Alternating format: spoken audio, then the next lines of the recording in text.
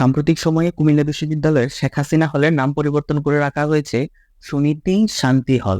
এখানে মূলত দুইটা নাম, একটা হচ্ছে শান্তি ঘোষ আর একটা হচ্ছে সুনীতি চৌধুরী। ব্রিটিশ বিরোধী আন্দোলনের সময় ইতিহাসে যেসব বাঙালিদের নাম উঠে আসে তারা হলেন নেতাজি সুভাষচন্দ্র বসু, তিতুমির, মাস্টারদা সূর্য সেন, ক্ষুদিরাম বসু, প্রীতিলতা। এই মানুষগুলোর আড়ালে লুকিয়েছিল কুমিল্লার দুটি নাম, শান্তি ঘোষ এবং সুনীতি চৌধুরী। চলেন আজকে আমরা জানার চেষ্টা করব ব্রিটিশ বিরোধী আন্দোলনে শান্তি এবং সুনীতির কি অবদান ছিল, এবং এই দুই মহিষী নারী সম্পর্কেও আমরা টুকটাক জানার চেষ্টা করব।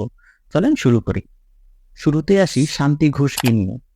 1917 সালের 22 নভেম্বর শান্তি ঘোষ কলকাতায় জন্মগ্রহণ করেন। তার পৈতৃক নিবাস বরিশালের ফিরোজপুরের বায়েরকাঠি গ্রামে। পিতা দেবেন্দ্রনাথ ঘোষ কুমিল্লা সরকারি কলেজে পড়াতেন। সেই সুবাদে শান্তি ঘোষ নবাব ফয়জুন্নেসা বালিকা বিদ্যালয়ে ভর্তি হন। মায়ের নাম সলিলাবালা ঘোষ। শান্তির পিতা ছিলেন রাজনীতি সচেতন ব্যক্তি এবং একজন আদর্শ রাজনৈতিক কর্মীও বটে। পিতার আদর্শ কন্যাকে প্রভাবিত করবে এটা খুবই স্বাভাবিক, কিন্তু শান্তি ঘোষ তখন বয়সে অনেক ছোট ছিলেন। পরাধীনতা, স্বাধীনতা, দেশপ্রেম, দেশের জন্য আত্মত্যাগ, এই বিষয়গুলো তিনি অনেক আগে থেকেই বুঝতে পেরেছিলেন। 1926 সালে শান্তি ঘোষের পিতার অকাল মৃত্যু হয়। ক্রমান্বয়ে শান্তি ঘোষ আরো বিপ্লবী কর্মকাণ্ডের মধ্যে জড়িয়ে পড়েন। এইবার আসা যাক সুনীতি চৌধুরীকে নিয়ে। 1917 সালের 22 মে সুনীতি চৌধুরী কুমিল্লায় জন্মগ্রহণ করেন। পিতৃভূমি তৎকালীন ত্রিপুরা জেলার নবীনগর থানার ইব্রাহিমপুর গ্রামে। তার পিতা উমাচরণ চৌধুরী, যিনি ছিলেন একজন সরকারি চাকুরে। মাতা সুরসুন্দরী দেবী অত্যন্ত ধার্মিক এবং শান্ত প্রকৃতির মানুষ ছিলেন। মায়ের প্রভাব সুনীতির উপর বিস্তার লাভ করে। তার বড় দুই ভাই কলেজে পড়ার সময় বিপ্লবী আন্দোলনের সক্রিয় কর্মী হয়ে ওঠেন। তিনি তখন সবেমাত্র স্কুল পড়ুয়া এক ছোট্ট মেয়ে। তাই বলা যায় পারিবারিকভাবেই সুনীতি ব্রিটিশ বিরোধী আন্দোলনের সাথে সম্পৃক্ত হয়ে যান। সুনীতি এবং শান্তি দুজনেই ফয়জুন্নেসা স্কুলে পড়াশোনা করতেন। এখন প্রশ্ন হলো, ব্রিটিশ বিরোধী আন্দোলনের যাত্রাটা তাদের ঠিক কখন থেকে শুরু হয়েছে? চলেন এই ব্যাপারটাতে আবার যাওয়া যাক। 1928 সালে সাইমন কমিশনের বিরুদ্ধে কুমিল্লায় তীব্র আন্দোলন শুরু হয়। এটার বিরোধিতা করে কাজী নজরুল ইসলামও ব্যঙ্গাত্মক কবিতা রচনা করা শুরু করেন। একটু বলে রাখি, যারা সাইমন কমিশন সম্পর্কে জানেন না কিংবা জানতে চান তারা কমেন্টে জানাতে পারেন, তাহলে নেক্সট ভিডিও আমরা সাইমন কমিশন নিয়ে বানাবো।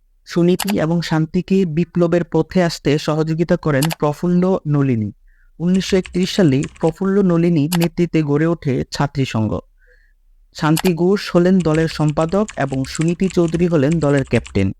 ঠিক ওই সময় কুমিল্লায় স্টিভেন্স নামের নতুন এক ম্যাজিস্ট্রেট বদলি হয়ে আসেন। ব্রিটিশের কর্মকর্তা খুবই অত্যাচারী ছিলেন। তিনি এই অঞ্চলের মানুষদের অনেক অত্যাচার করছিলেন। ঠিক এই কারণেই বিপ্লবীরা তাকে হত্যা করার পরিকল্পনা করে। পরিকল্পনা অনুযায়ী স্টিভেন্সকে হত্যার দায়িত্ব দেওয়া হয় 14-15 বছরের বয়সী শান্তি এবং সুনীতিকে। দুই বান্ধবী গোপনে ময়নামতি পাহাড়ে গিয়ে রিভলভার পরিচালনা শিখতে লাগলেন। 1931 সালের ডিসেম্বরের মাঝামাঝি সময়ে নবাব ফয়জুন্নেসা বালিকা বিদ্যালয়ের সমাপনী পরীক্ষা শেষ হয়েছে।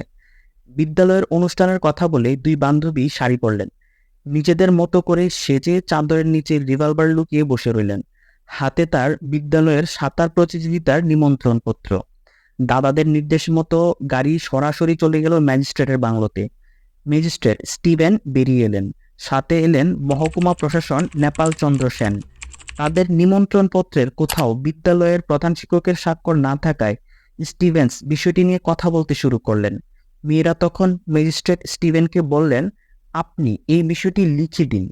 স্টিভেন যখন লিখতে যাবেন সেই সময়টাতে সুনীতি এবং শান্তি স্টিভেনকে গুলি করা শুরু করে এবং স্টিভেন সাথে সাথেই মৃত্যুবরণ করেন। পরবর্তী 7 বছর শান্তি এবং সুনীতি জেল খাটেন।